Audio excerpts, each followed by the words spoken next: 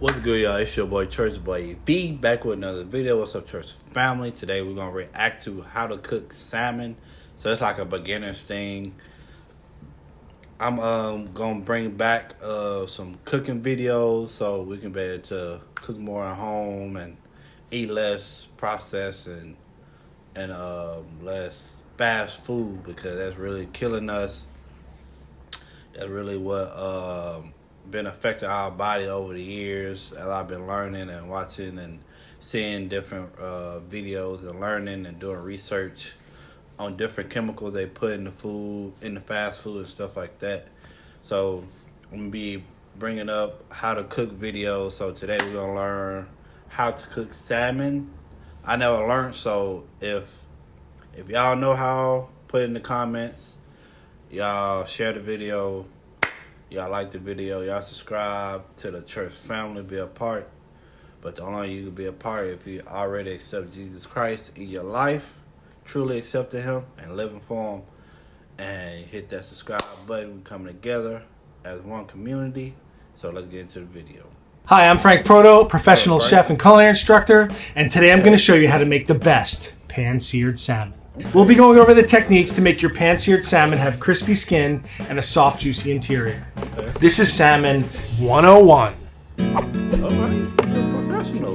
Before we get into cooking our salmon, I want to talk about how to select it when you're in the store. Okay. On a day-to-day, I prefer farm-raised salmon. Has a little more fat to it than the wild-caught salmon. If you tend to overcook it a little, all that fat helps that. It doesn't dry out. The farm-raised tends to be a little bit better when it comes to being forgiving in the pan. The first thing I always do is visually inspect it. I'm looking at the color first. Is it appealing? Does it have a nice pink, rosy color? If it's starting to get a little gray, don't buy it. Another thing that the fishmonger at the store might not want you to do, but I think you should every time, and if they don't let you do it, don't buy the fish, is pick it up, put it close to your face, take a whiff. It should be a light ocean breeze. It should not be fishy. A last thing is I'd like to touch the salmon. You notice how my fingers aren't sticking. It's nice and smooth. It's not sticky. It's not giving me any residue. And that means that there's no slime on it. And the fish is really nice. Okay, so if any of those factors don't work for you, don't buy the salmon. Find another store. Got it. So it's time to cook the fish. I'm going to turn my pan on. I'm going to go to like a medium-high heat. I'm putting enough oil in there so that it coats the whole bottom of the pan. We're not deep frying here, but I do want the oil to make one level so that I get really nice browning and even cooking. So while that heats up, I'm going... Deep fry salmon? Might be on to something. To season my fillets. A little bit of black pepper, a little bit of salt. Now, one of the most important things right now is to make sure that the skin and the salmon is dry. Okay. I have a paper towel. I'm just going to dab it. I like to do it after I season because salt draws out moisture.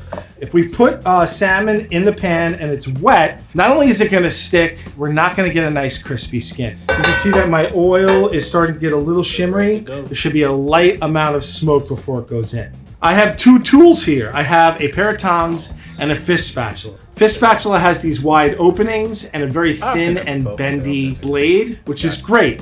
The only problem with this is that everyone's always trying to force their way under the salmon, and usually they tear the skin. What's cool about salmon is that it will tell you when it's ready to be turned, right? That's why I use tongs. The tongs will let me gently turn the salmon without ripping any skin or tearing any flesh. So you can see that my oil is getting nice and shimmery. One last time with the paper towel before we go in. The skin side is my presentation side. I always put my presentation side in the pan first. Not only that, I'm going to drop it in the pan away from me so that when it splashes, oil will splash that way and not on me.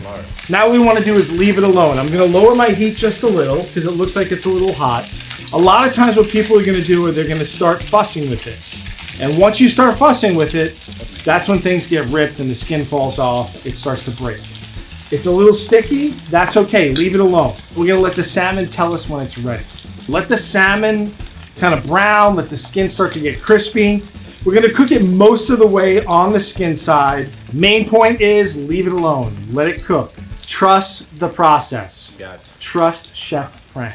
These are ready to turn, right? Look how they free themselves up. We're going to turn it over, and we have some nice crispy skin. crispy, crunchy, delicious. Part of the reason why you probably don't like fish skin is because it's not crispy. I'm gonna lower my heat now. And we're just gonna let them finish cooking on the flesh side. I want it nice and rosy pink in the center, not raw, just rosy pink and still nice and juicy. Just for a few minutes. We're not gonna go crazy on the flesh side because that's when you start seeing the salmon drying out and stuff like that. And at this point, the fish will separate itself from the pan. And now we're just gonna let it cook on low until it's cooked through. At this point, you might be wondering, hey, I'm gonna cook the sides. You can cook the sides if you want. It's totally up to you. I just like to leave it on the skin or the bottom side. I like to see that rosy pink. I don't need that to be brown.